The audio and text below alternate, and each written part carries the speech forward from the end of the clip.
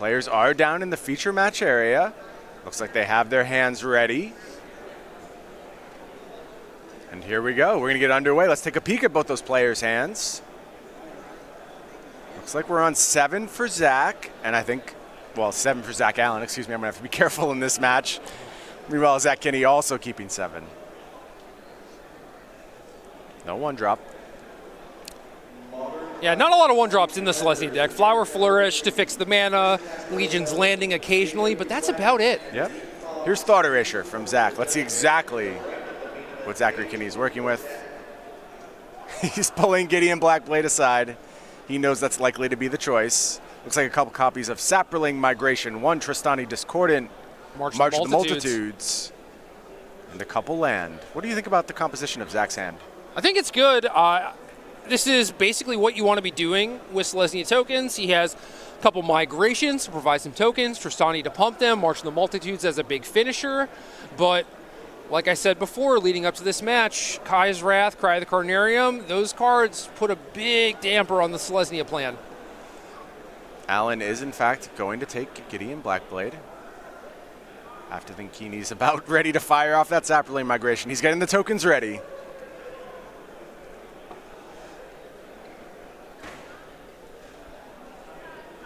Zach takes a peek at the top card of the library. He's going to keep it on top. Here's Kiihne's turn. As expected, Saproling Migration. 2 tokens enter the battlefield. Pass the turn back to Zach Allen. Takes a draw. Passes the turn back. No 3-drop. Kiihne's going to go ahead and bash for 2.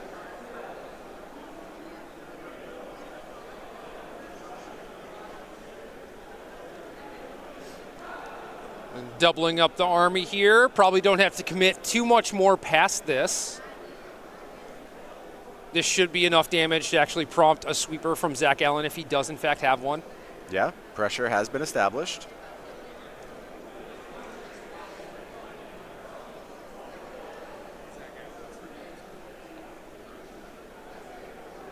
There's Kai's Wrath getting the clean 2 for 1. And now Kiihne going to have to rebuild. Starts tapping 1 mana, Legion's Landing. Excellent threat against these Esper decks, but no more creatures.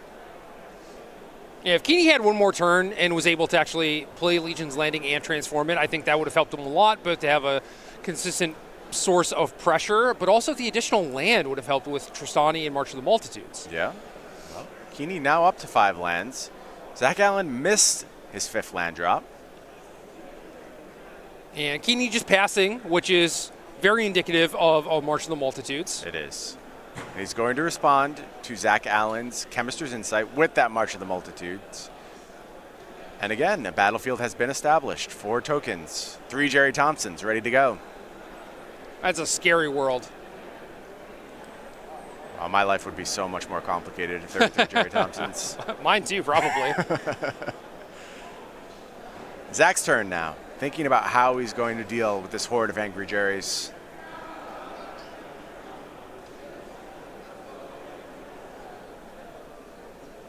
From the Esper side of things, you can basically never have enough sweepers against this deck. Right. The sweepers are effectively spot removal spells in the matchup because you use Cry of the Carnarium to get rid of like 1 March of the Multitudes effectively.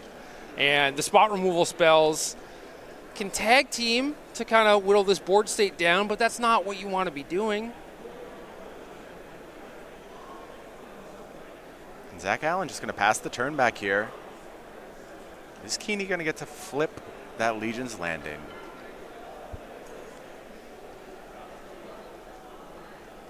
Very persistent threat in this matchup. Once it's flipped, that's it.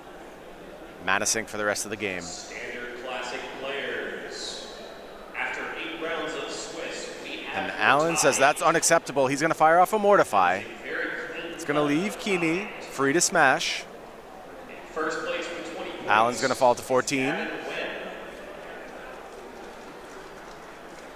And if Zach Allen's willing to spend a Mortify on Kiihne's main phase to get rid of that Legion's Landing. I think it's very indicative that he doesn't have another sweeper. It's possible that he was trying to bait it out, like trying to bait out the Tristani.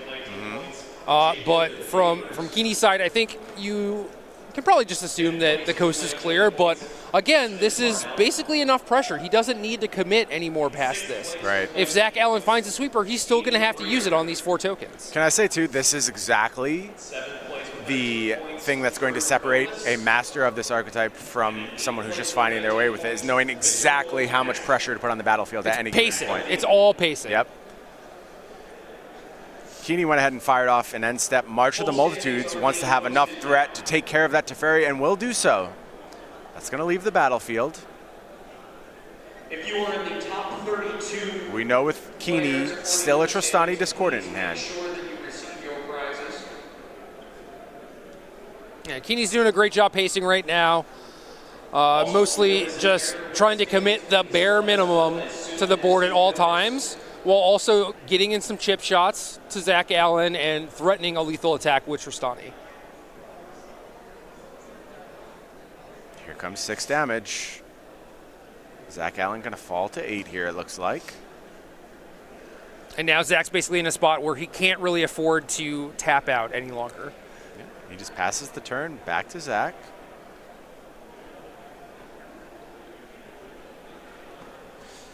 So if Zach Allen uses something like a Vraska's Contempt here, he'll have 6 cards in the graveyard. Could transform that search for Azcanta, but is instead just going to jumpstart the Chemist's Insight. So no Azcanta transformation here likely. Yeah, he kind of needs another sweeper right now. Yeah.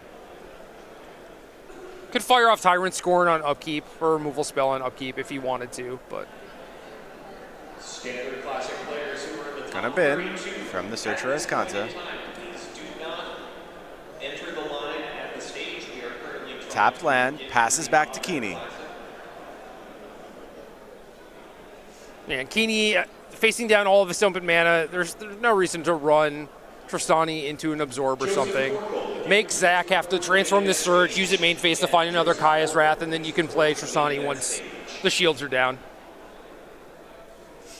Makes sense to me. Venerated Loxodon is the play here from Kiihne. Zach says, sure. A very honest 5 mana 4/4. Right. That's going to meet a Vraska's Contempt.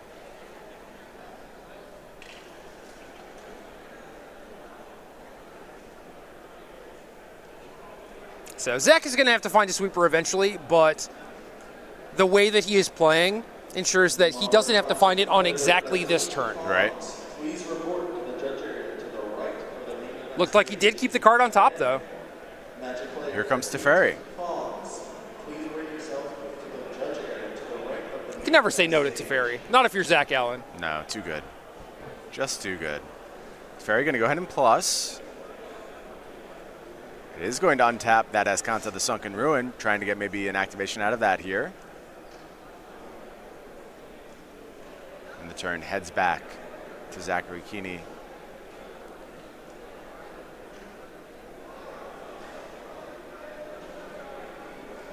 This has been a slow and steady march from the Selesnya Tokens deck. Of the multitudes, Brian? Exactly, Jerry. Thank you. For once in my life, I feel heard. I get you, buddy. Good. Tristani Discordant was attempted. Zach Allen ready with the Absorb. Jerry Thompson's going to run in, smash that Teferi. Who wins in a fight? 1 Planeswalker or 5 Jerry T's? It looked like Jerry T's there. Azcanta activation picks up a Kaya's Wrath for Zach Allen, and this board is about to be reset. Yeah, and this has got to be a tough spot for Kiihne. I don't know if he's going to be able to generate 10 points of damage from this position. Zach Allen with Azcanta the Sunken Ruin active. Only 3 cards in hand for Kiihne. One's a Tithe Taker, one's a Flower Flourish. Not quite sure what the last one is. Zach activates Azcanta the Sunken Ruin. Vraska's Contempt is revealed. Kiihne says, tap your mana appropriately. Don't forget about the Tithe. Costs 1 more, you got to pay. greedy Orzhovs. Yeah. Zach takes his draw for the turn. Is just going to go ahead and fire off that Vraska's Contempt. Goes up to 12 life. How does Kiihne manufacture a window here? Can he realistically? No, it's tough. This is the spot that Esper wants to navigate into. Zach Allen has done a wonderful job, and it's possible that Kiihne could have maybe taken some more aggressive lines, not going after those Teferis, instead just trying to go face. But yeah, as Kanta finds Liliana Dreadhorde General, and this might be lights out. Yeah, kind of start ticking up. Making some 2/2 zombies. One of our off rounds, Jerry told me all about Liliana's history. I feel like I know so much more about the Planeswalker now. 4 p.m. Steel players, your round 2 parents are going. Conclave Tribunal in hand for Kiihne. 4 p.m. Steel players, your round We're just going to go ahead and fire that off, but handful of Dovin's Vetoes for Zach Allen. Is going to cast one, just passes the turn back, does Kiihne. Kiihne's just going through the motions at this point. There is very little that he can do. I think if Zach did not have the Thought Erasure on turn 2 to get rid of the Gideon Blackblade, we'd be seeing an entirely different game. Great point. Absolutely. So Zach's going to start trying to take down Kiihne's massive life total, currently at 41 life, thanks to all that life link on the Selesnya token side. Here's another Teferi. It's going to plus. Another card enters Kiihne's grip, or excuse me, Allen's grip. 2 lands on tap. Pass the turn back to Zachary Kiihne. Praying for a miracle in his deck, but he's given up the goose. Not going to happen today. And Zach Allen up a game in this matchup, Esper Control versus Selesnya tokens. Not surprising. Yeah, I think so, and I think Allen gets some good tools in post-board games. Why don't we go ahead and look at the sideboard for Zach Allen. He's packing 3 Thief of Sanity, 3 Duress, 2 Teferi Time Raveler, 2 Cry of the Carnarium, has to be a key card here, 1 Ugin the Ineffable, 1 Oath of Kaya, 1 Moment of Craving, 1 Enter the God Eternals, and finally, 1 Dispark. Jerry, what do you like on Zach's side? So the spot removal spells are definitely at their weakest, but things like Enter the God Eternals have a big enough impact on the game where you gain some life, you take out one of maybe the key creatures like a Venerated Loxodon, Tristani, you're left with this 4/4 blocker behind. I like that card a lot. Things like Oath of Kaya, I don't think Zach Allen is really that interested in. Cry of the Carnarium, as you noted, is going to be great. I know a lot of Esper Control players lean on Thief of Sanity in these white creature matchups, and I would expect that to be the case here. And then the Selesnya tokens deck is actually spell heavy enough that I think you might actually want some copies of Duress. Yeah, I could buy that. I could buy Duress in this matchup. Meanwhile, over on Kiihne's side, we are looking at 3 Night of Autumn, 2 Return to Nature, 2 Prison Realm. Cool new card from War of the Spark, 2 Krull Harpooner, 2 Baffling End, 2 Ajani Adversary of Tyrants, 1 Vivian Reed, and another copy of Gideon Blackblade. Jerry, it's Planeswalker time, right? Yeah, all 4 of those Planeswalkers are going to be very key cards in this matchup. Maybe Kiihne wants some copies of Prison Realm to deal with his opponent's Planeswalkers. Also, they can deal with Thief of Sanity. Yep. And to that end, I definitely want the Krull Harpooners for Thief of Sanity and just as an additional beater. You could look at things like Night of Autumn as a way to kill Search for Azcanta, but it's not going to line up very well very often. Yeah, I think so. Well, Zachary Kiihne, of course, the Selesnya tokens master, and if you're looking to get your hands on some very cool tokens you could use to play the Selesnya tokens deck, you know you got to check out our creature collection. Of course, there's playmats, sleeves, occasionally produce some tokens. This one, Fur Queen and Country. Look at that adorable little corgi there, Jerry. It's not bad. I think Michael Majors would be interested in this. Yeah, he's a corgi fan. Oh, yeah. I mean, a lot of people are, right? Right. I'm a fan of all dogs, but this in particular, very, very cute corgi. Go.starcitygames.com/creature collection. You can find out more about Fur Queen and Country.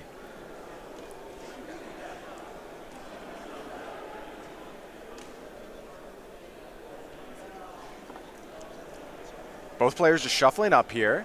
4 p.m. Sealed Magic players, your round 2 pairings are going up at the pairings board. Again, 4 p.m. Looks like Zach's still consulting his sideboard. Well, you play 15 rounds, maybe not in Zach's case with a couple of buys, but you play 15 rounds. By the end of the tournament, you're generally really well versed in a lot of the common matchups, but Selesnya Tokens isn't one of them. Right, yeah, there's just nobody playing this deck here today. I don't think that you have a plan for this deck coming into this tournament. No, I honestly don't see how you could. Meanwhile, have some results from one of our other tables. Ethan Gajewski, 2-0 over Edgar Magayesh. Smashed him. Yeah. You know Edgar liked his mono red matchup, but Ethan just had all the goods. Real quick 2-0. Moving on to our semifinals is Ethan Gajewski. The first of the mono red decks advances. Yeah, these mono red players are making it look easy. I think there may be 3 mono red decks in the semifinals. I think that is completely possible. Yeah, the other 2 red decks are both playing against the Bant mid-range decks, which I agree with you. I think the red decks are favored. And then, yeah, we have the winner of Esper against Selesnya Tokens. Mm-hmm.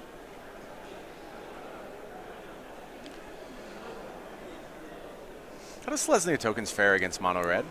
I think people say it's good, but you still need a lot of your cards to line up really well. Like, you need to do your tokens thing early and often, Venerated Loxodon, Tristani Discordant. But if the red deck is able to, like, Chain Whirler you at a key time, right, or, you know, just keep you from amassing a large enough board state, I think it's pretty easy for the mono red deck to actually beat you.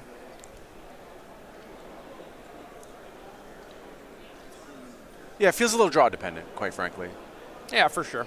If your cards line up with what this Selesnya player is doing, kind of easy to overwhelm them. Just Chain Whirler, wiping their board, picking off their key threats. And the red deck is so redundant. It's going to do its thing basically every game. And Selesnya has, you know, some cheaper cards, but also some more expensive cards. You can't really afford to flood on things like Tristani, March of the Multitudes. You can't draw a bunch of Convoke things without enablers. So I think the onus is on Selesnya to actually put forth a very, very strong draw, and that doesn't happen all the time. I agree with you. Meanwhile, over Zach Allen's shoulder, you see Rudy Brisca, unfortunately picking up his cards in defeat. Collins Mullen, second of our mono red players, moves on to the semifinals, defeats Rudy Brisca 2-1. A lightning fast 3 games over on that back table. Yeah, we barely got through 1 game here. Right. You know, I think you can account for the mono red matchup as the Bant players. I think you have to make some sacrifices.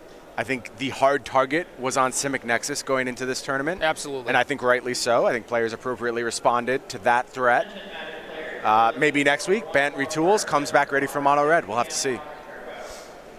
Yeah, I saw some players doing the normal Bant things where you board in some package of like Shalai and Lyra and that sort of stuff, maybe Night of Autumn, but the red decks are so good at fighting through that stuff generally. They can be. You know, you don't see a lot of Fight with Fire these days. That's a card that's kind of faded out of existence. So we'll have to see how the matchup evolves. Looks like Zachary Kiihne is on a mulligan here. Put his top card on the bottom of his library. Not sure if Zach Allen is on 6 or 7 here. Gonna play an untapped Shockland, though. We know what that means. It's duress time. And we're gonna see a hand of Gideon Blackblade and 2 Saproling Migrations, as well as a land. And I think that bottom card is the second land.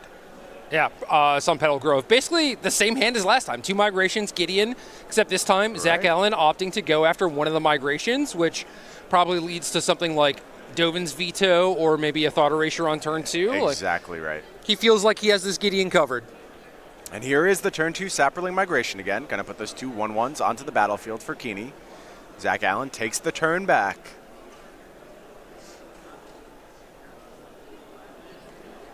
What is the turn 2 play? I think I see a second copy of Duress in hand. But it's going to be Thought Erasure here. Reveals Vivian Reed. That could matter if the game goes long. But for now, the target's Gideon Blackblade. Well, with Zach Allen having access to another discard spell, your opponent drawing a 5-mana non-creature is probably the best possible scenario for you. Yeah, absolutely awesome. I think Kiihne is already at the stage where he really needs some help off the top of the deck here. Maybe a top deck Gideon, something like that to just get back some pressure here. 2 Saprolings attacking. Land comes into the battlefield and just passes back to Zach Allen. And we know Allen already with duress. Think that was Kaya's Wrath off the top. That's not bad. Don't need to pull the trigger quite yet. These Saprolings aren't that threatening. Plenty of time for Allen. Yeah, probably wait for Kiihne to commit at least another card to the board. Kiihne's going to tap 4 mana here for a Johnny. But Zach Allen ready with the Absorb. Going to go up to 19 life. Saprolings come rumbling in. Going to fall to 17. Only 1 card left in hand for Kiihne, and we know there's duress waiting for Zach Allen. Can just clean it out now if he wants. He will. Duress is cast. No more cards in hand for Kiihne. Only 2 Saprolings on the battlefield, but a Ray of Hope. Zach Allen misses his 4th land drop. And finds it. Again, I think Kiihne had a slight window there to peel a big threat. Right there with you. Here's Allegiance Landing. That's not bad. Let's see if that resolves. Let's not forget, though, Allen still with Kaya's Wrath in hand. Can go ahead and clean this up on his turn if he so chooses. Does leave him vulnerable to whatever that final mystery card in Zachary Kiihne's hand may be.